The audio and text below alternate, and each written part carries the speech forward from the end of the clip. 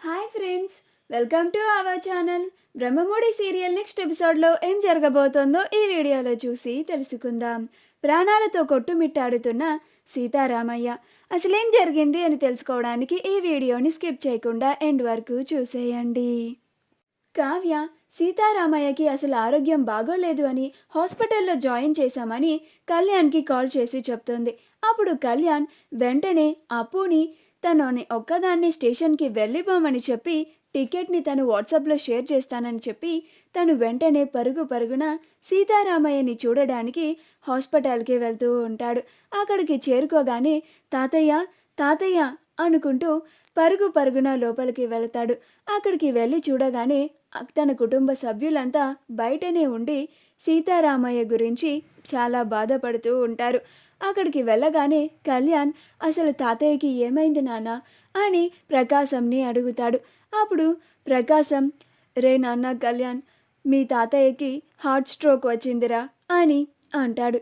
అప్పుడు కళ్యాణ్ ఆ మాట వినగానే ఆశ్చర్యపోతాడు. అసలు తాతయ్య గారికి హార్ట్ స్ట్రోక్ రావడం ఏంటి నాన్న అని అంటాడు.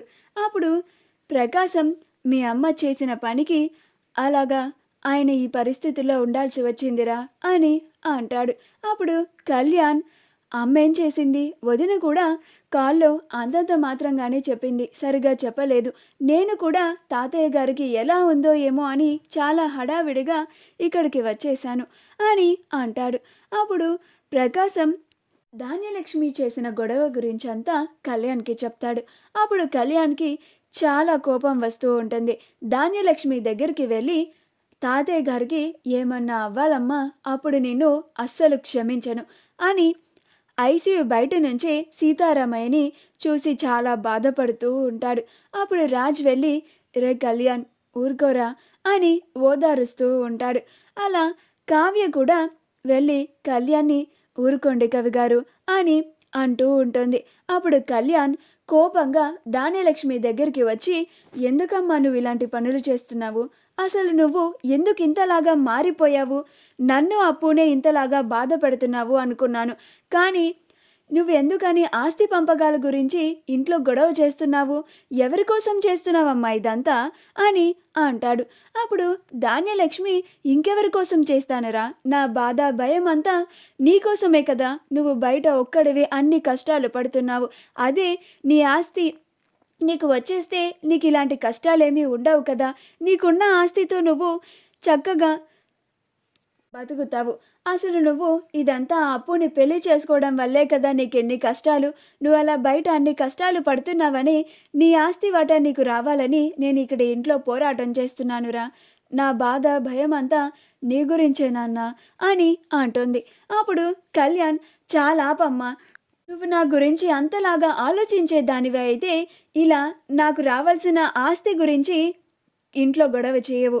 నాకు ఇష్టమైన నా భార్యనే నువ్వు కోడలిగా అంగీకరిస్తావు, అప్పుడు నేను నీ దగ్గరికి వస్తాను అని అర్థం చేసుకోగలుగుతావు. అంతేకాని ఇలా ఎవరో చెప్పిడు మాటలు విని ఇలాగా ఇంట్లో గొడవ చేసి తాతయ్య గారిని ఇలాంటి పరిస్థితుల్లో ఉండేలాగా చేశావు. దీనంతటికీ కారణం నువ్వే అమ్మా. అయినా నువ్వు నా గురించి ఇంత చీప్గా ఎలా అనుకుంటావు? నువ్వు ఆస్తి పంపకాలు చేపించేసి నా ఆస్తి తీసుకొచ్చి నాకు ఇచ్చేస్తే నేను ఆ ఆస్తిని తీసుకొని చక్కగా బతికేస్తాను అని అనుకుంటున్నావా? నేను చిల్లి గవ్వ కూడా ఆ ఆస్తిలో నుంచి ముట్టుకునేదే లేదు. నేను అలా డబ్బు తీసుకునేవాడే అయితే రాజన్నయ్య నా దగ్గరికి వచ్చి సహాయం చేస్తా అన్నప్పుడే నేను అన్నయ్య దగ్గర తీసుకునేవాడిని అని అంటాడు. ధాన్యలక్ష్మి, నువ్వు ఇంకా చిన్నపిల్లవాడివే కళ్యాణ్, నువ్వు నీకు రావాల్సిన ఆస్తి గురించి అస్సలు ఆలోచించడం లేదు. పైగా దగ్గరుండి నేను నీకు నీ ఆస్తి వాటా వచ్చేలాగా చేస్తాను అంటే ఆస్తి తీసుకోను అంటావేంటి? నీకిప్పుడు నువ్వు ఉన్న పరిస్థితుల్లో నీకు చాలా ఉపయోగపడుతుంది అని అంటోంది. అప్పుడు రుద్రాణి అక్కడికి వచ్చి, చాలా బాగుంది కళ్యాణ్, నీ కోసం మీ అమ్మ ఆస్తి పంపకాలు జరిపించడానికి తన ప్రాణాల్ని కూడా తీసుకోవడానికి సిద్ధపడింది. అలా చేసినప్పుడే ఇలాంటి జరిగింది. నీకోసం అంత తెగించిన మీ అమ్మకి నువ్వు ఇచ్చే గౌరవం, సన్మానం, సత్కారం ఇదేనా? నీకోసం మీ అమ్మ ఇంట్లో ఎంత పోరాటం చేస్తుందో తెలుసా? అందరితో కలిసి తినకుండా వేరే కుంపటి పెట్టి మరీ తనకి ఒక్కదానికి తను వండుకొని తింటుంది అని అంటుంది. అప్పుడు కళ్యాణ్, నాకు తెలియదు అనుకుంటున్నావా అత్త? మా అమ్మ ఇదంతా చేయడానికి దీని వెనక ఎవరు ఉండి నడిపిస్తున్నారో నాకు తెలియదు అనుకుంటున్నావా?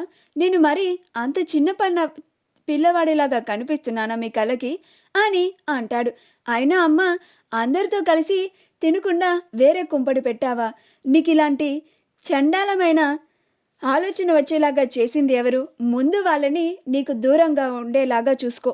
అప్పుడే నువ్వు సంతోషంగా ఉండగలుగుతావు.